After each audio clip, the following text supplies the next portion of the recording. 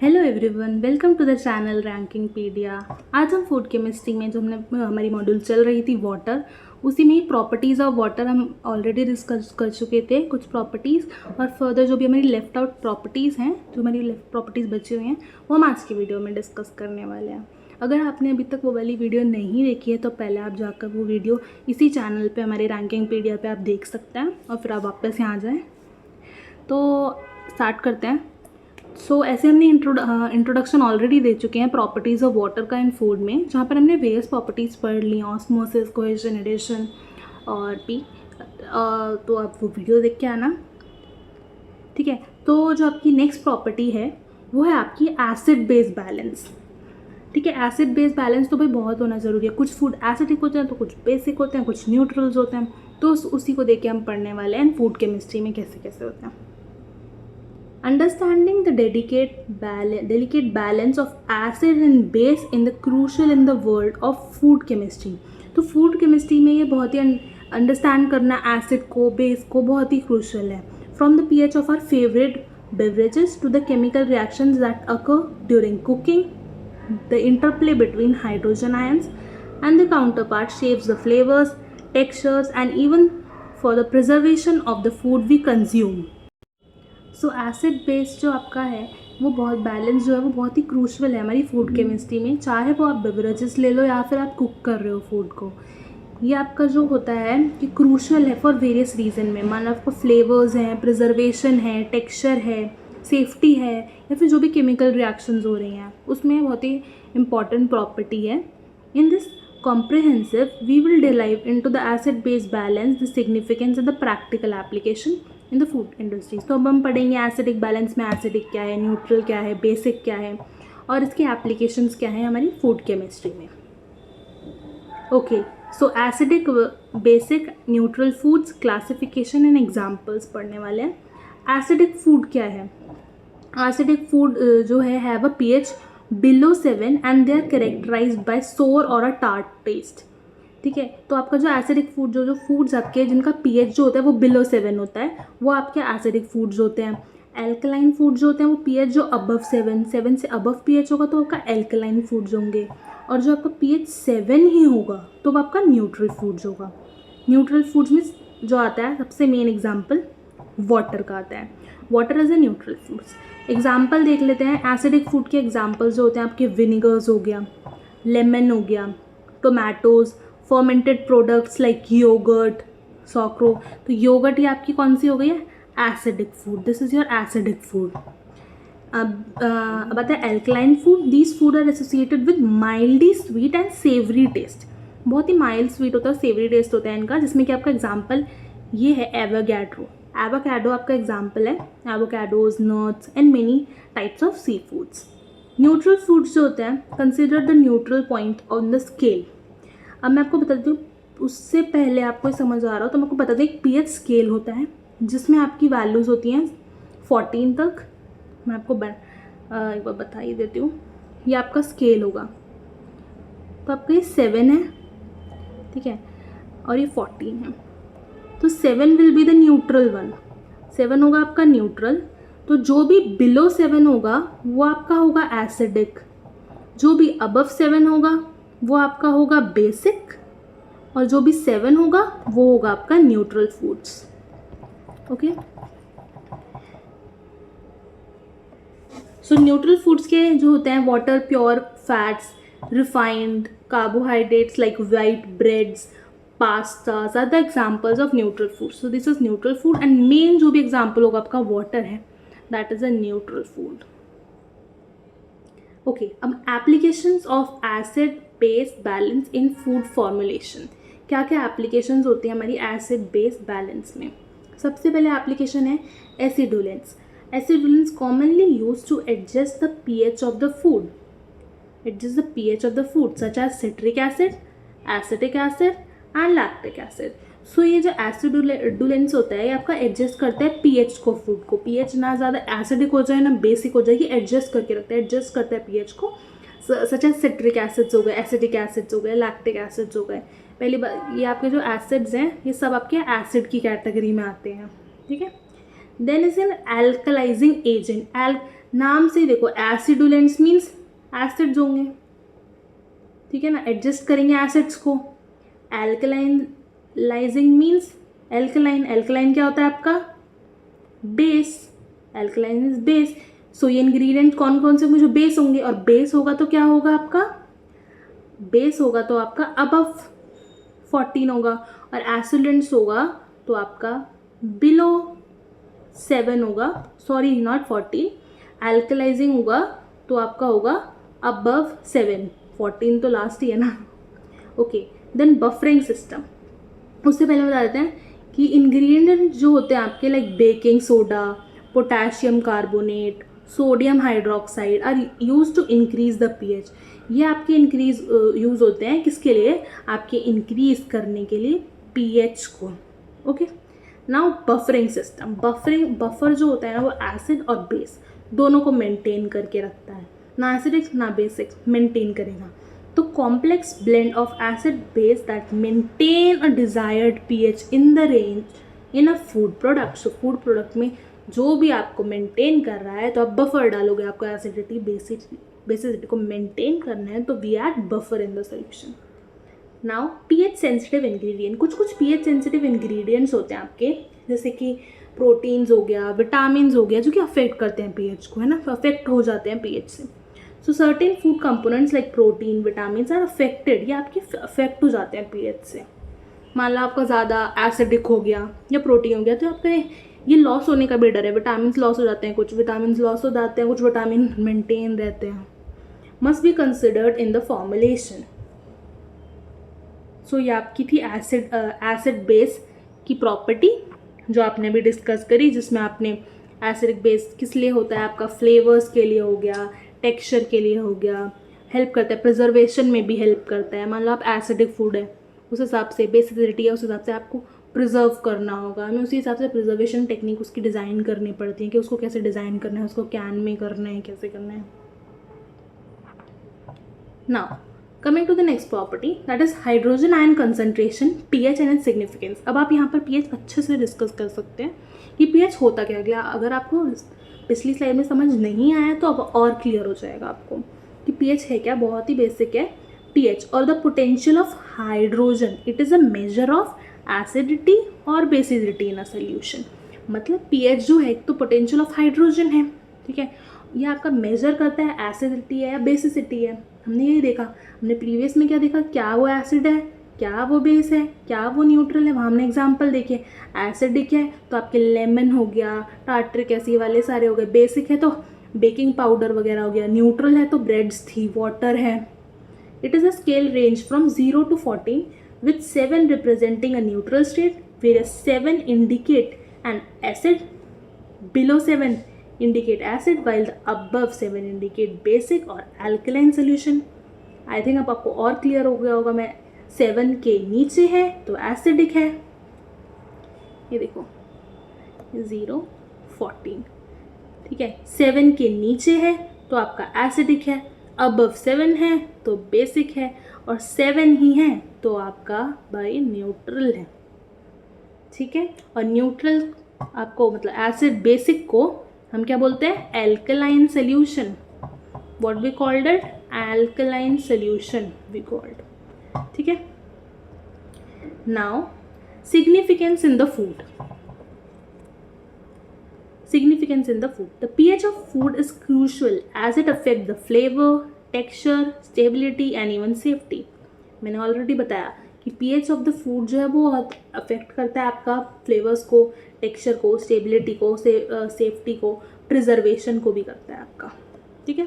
From the tartness of the citric fruits to the delicate balance in the dairy products. देखो, चाहे वो आपका citric कितना ही citric food हो, ठीक है, जैसे कि एसिडिक फूड हो, और डेलिकेट बैलेंस मतलब चाहे वो डेयरी प्रोडक्ट्स हो, तो इनका मतलब है चाहे सिट्रिक फूड हो चाहे डेयरी प्रोडक्ट्स हो, वो आपका मेंटेन करके रखेगा। पीएच एक ऐसी चीज़ है जो आपको बताता है कि वो एसिडिक है, बेसिक है, न्यूट्रल है, और उसी को मेंटेन करने के लिए we use buffer, acid base को मेंटेन करने के लिए।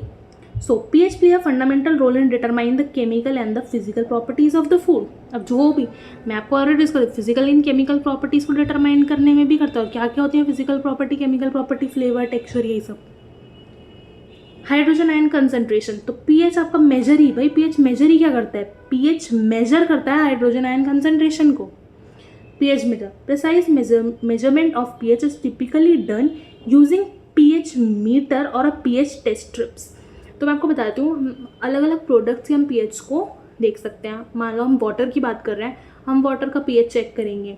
pH चाहे तो आपका एक स्ट्रिप्स आती हैं, आप उसको डिप करोगे और आप ये आपकी स्ट्रिप्स लोगे, है ना, और आप इसी स्ट्रिप में वाटर की कुछ वाटर ऐड कर दोगे. मानो वाटर उस स्ट्रिप्स में करोगे, या फिर आप एक बीकर ले लो, उसमें आप पानी ले लो, उसमें आप वही स्ट्रिप को आप इसमें डिप करके उसको फिर आप बाहर निकाल लो और आप उसमें देखो कि क्या कलर चेंज हुआ है.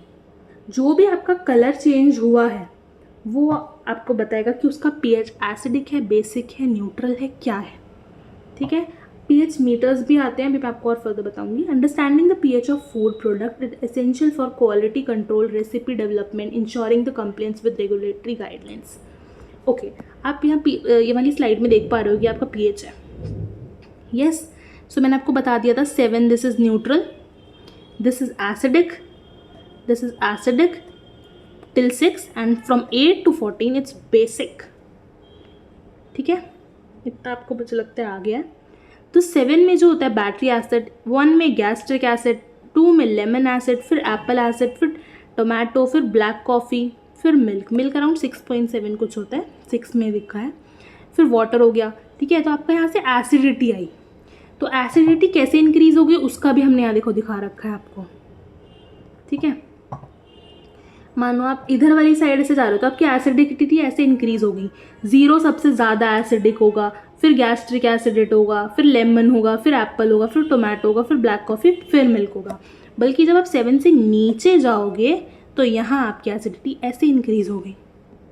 तो यहाँ इंक्रीज हो रही है, इसमें यहाँ इंक्रीज हो रही है. ठीक है, तो फिर आपके पास 8 पे एग हो गया, फिर बेकिंग सोडा हो गया, फिर मिल्क ऑफ मैग्नीशिया हो गया, 11 पे अमोनियम सॉल्यूशन हो गया, फिर सोप, फिर ब्लीच हो गया, फिर ड्रेन क्लीनर्स हो गए. तो ये आपका था. आपने ये यूनिवर्सल इंडिकेटर कलर्स हैं, यही आपके कलर आएंगे. मैंने बोला कि आपने pH स्ट्रिप्स ली, उसमें आपने वाटर ऐड किया, फिर अपने वाटर को डिप कर लिया सोल्यूशन में, देखा उसको, आपने जब इसे बाहर निकाला उस स्ट्रिप को, आपने देखा कि उस पर एक ब्लू कलर है. मानो आपका जो कलर है, सॉरी, वो आपका एक आया है, डार्क ग्रीन कलर आया है. ठीक है, ये आपका एक डार्क ग्रीन कलर है. तो डार्क ग्रीन कलर है तो मतलब वो वाटर है.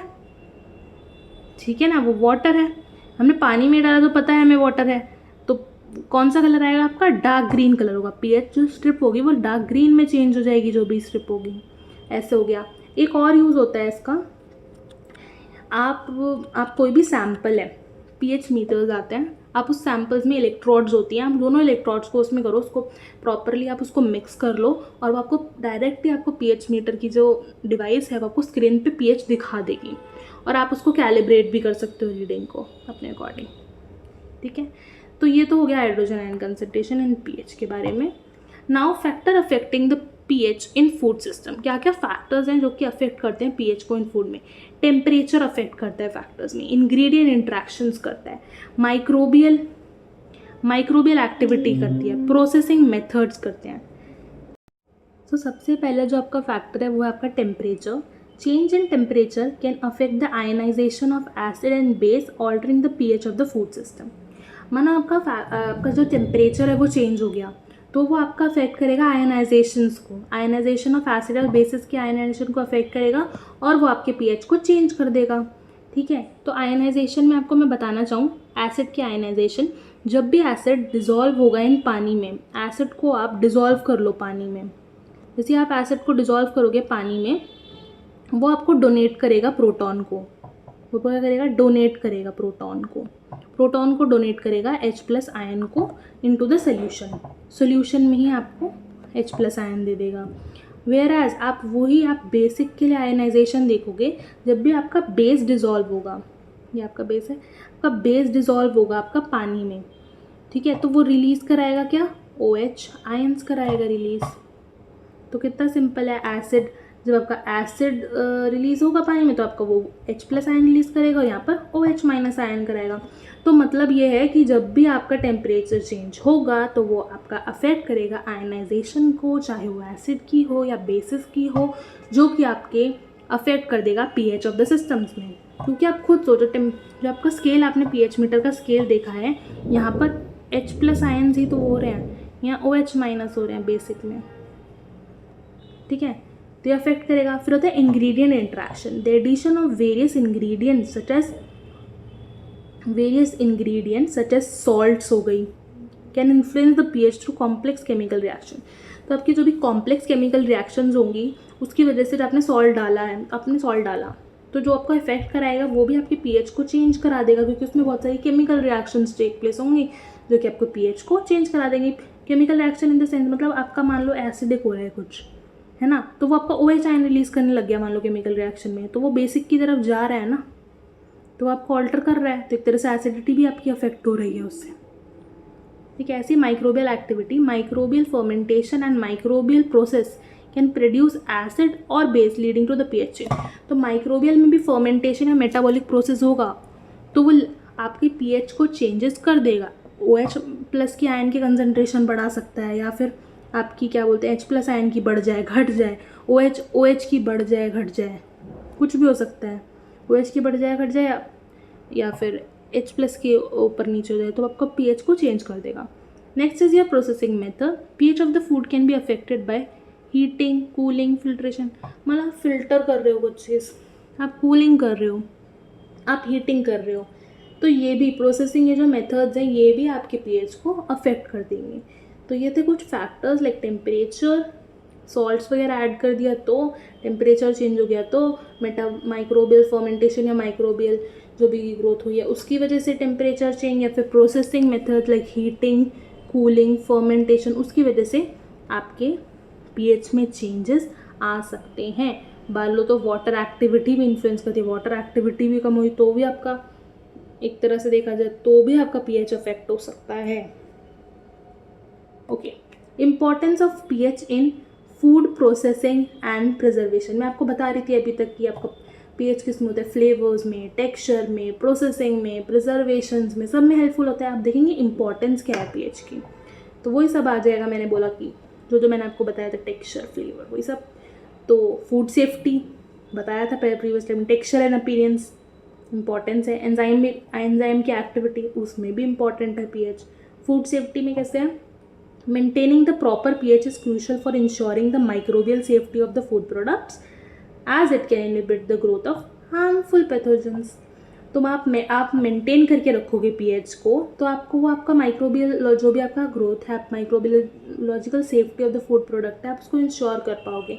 आपके माइक्रोबियल जो भी आपके ग्रोथ्स हैं, जो भी सॉरी आपके ऑर्गेनिज्म है वो ग्रो नहीं होंगे, वो पैथोजन ग्रो नहीं होंगे, तो आपका प्रोडक्ट सेफ होगा पीएच में। तो आप एक तरह से मेंटेन करके रखो पीएच को, तो आपको माइक्रोबियल सेफ्टी भी मिलेगी और आप इनहिबिट कर पाओगे ग्रोथ ऑफ हार्मफुल ऑर्गेनिज्म या पैथोजेंस को।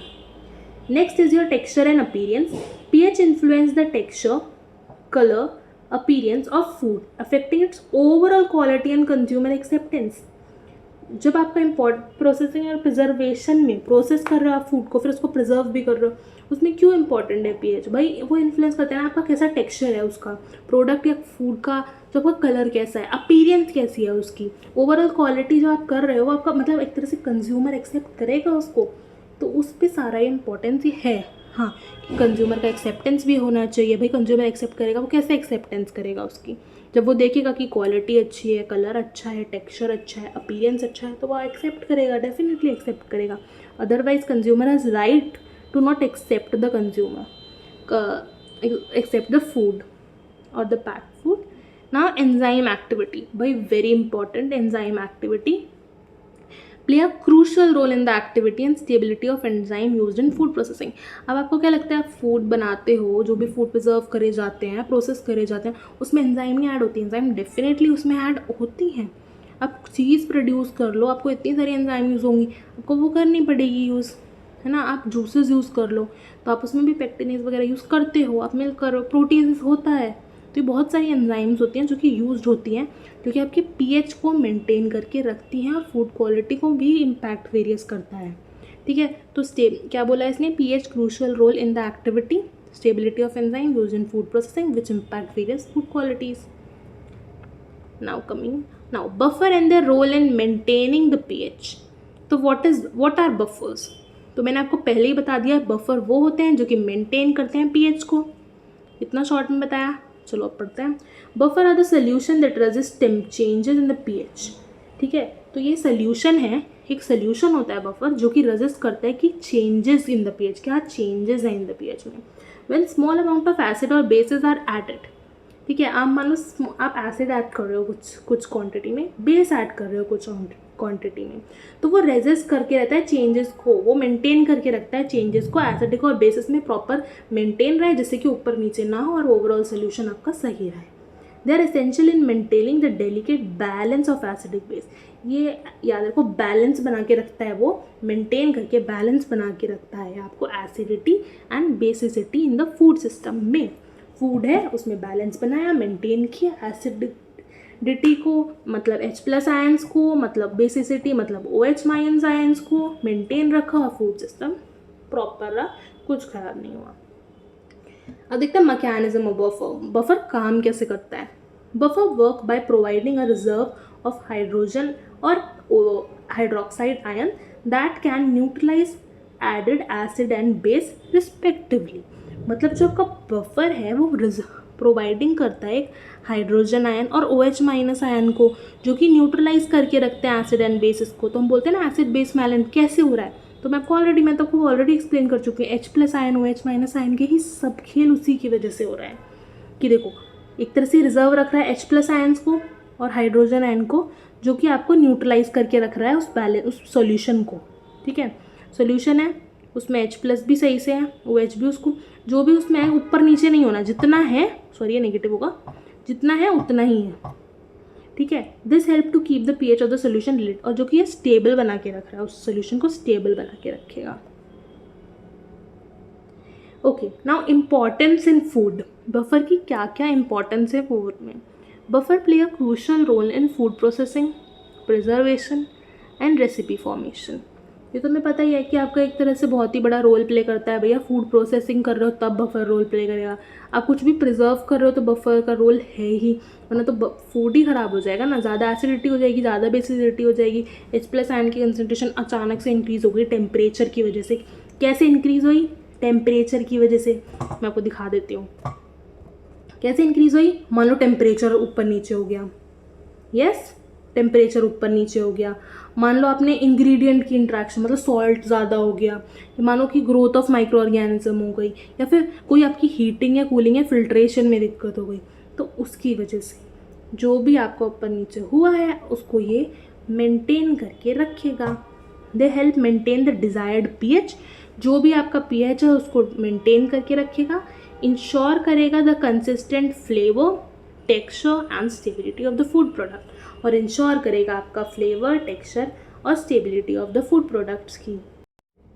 मैं आपको कुछ एग्जांपल भी बता देती हूँ बफर के, जिससे आपको और ज़्यादा क्लियर हो जाएगा ये। ठीक है, तो बफर के कुछ एग्जांपल्स होते हैं। बफर का सबसे पहले एग्जांपल होता है आपका फॉस्फेट बफर। आप नोट डाउन करते रहो साथ साथ प्लीज़।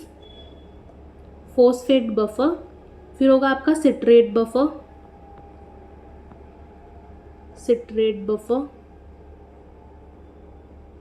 नेक्स्ट होगा आपका एसीटेट बफर,